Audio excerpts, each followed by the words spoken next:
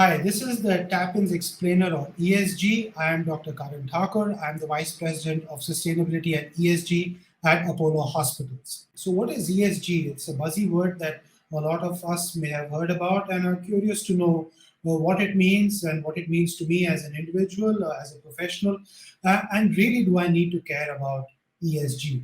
To break it down, ESG are three pillars, which is a new risk management framework that has been brought in for companies and institutions. And the three pillars are around environment, around social determinants, and governance aspects. And ESG has been a movement that has been there for quite some time in the West, but has made its way now to India and the rest of the world because stakeholders, investors, the shareholder community is very keen to know how well are you running your organization.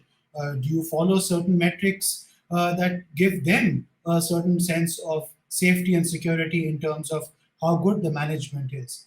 And usually the annual report used to do it. So you used to just put out an annual report. You would talk about the good stuff that you've done, what your financial performance is like, give the three financial statements, and that would be it. And you would wait for the annual general body meeting to answer some questions that people may have basis your performance or what is written in the annual report. But that's not true anymore.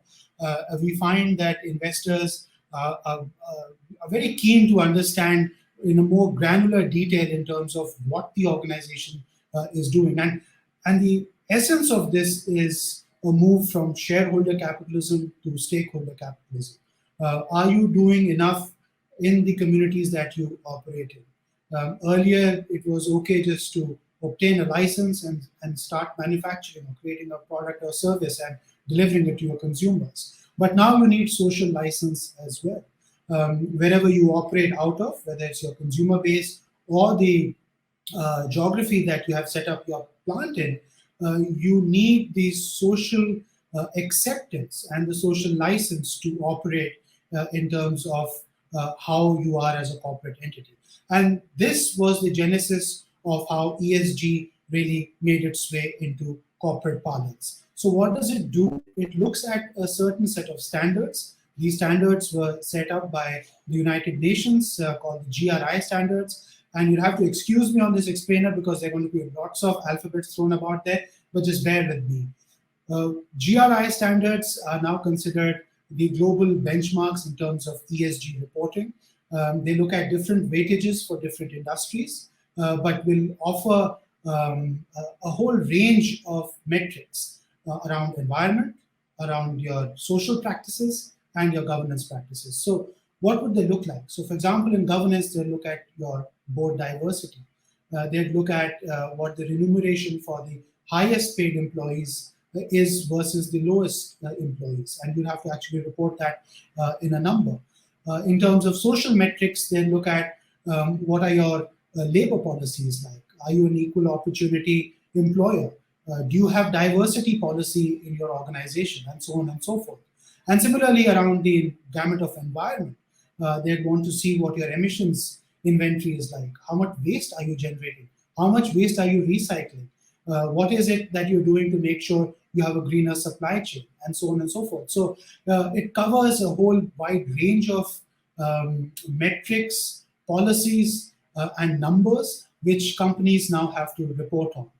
Add on to that, ESG is also being seen by governments. They want to see whether you are aligned to a country's SDG goals. You would know that SDG goals are the Sustainable Development Goals, 17 goals which have been set out by the United Nations to achieve them by 2030. And each country is a signatory around the SDGs. So how well are you tapped into the national and international SDG framework through your ESG program? And lastly, after the Paris Agreement of 2015, we have a clarion call for net zero, moving towards entire countries and businesses moving towards a net zero status by 2050. India currently has put its target for net zero in 2070, and it expects that companies and organizations are going to do their bit for India to become a net zero economy. So this is the entire landscape around which ESG it sort of fits and sits. And as you go around in your professional life and world, you'll hear ESG more and more in common parlance. And it's important for everybody to be attuned to what it means, whether you're a line manager, whether you're a business leader, or you're a corporate, or you're a startup. Everybody is going to be looked at from their ESG score and in terms of how well they're doing around ESG parameters. So I'd really urge you all to get insights around ESG. Look what your organization or people that you know may be doing around this subject, and hopefully you can also master it by taking initiatives that have a positive impact on the environment, on your employees, and how well you run your companies, your organizations, and departments. This was Tap-In's Explainer on ESG, and I hope you found this useful. Thank you.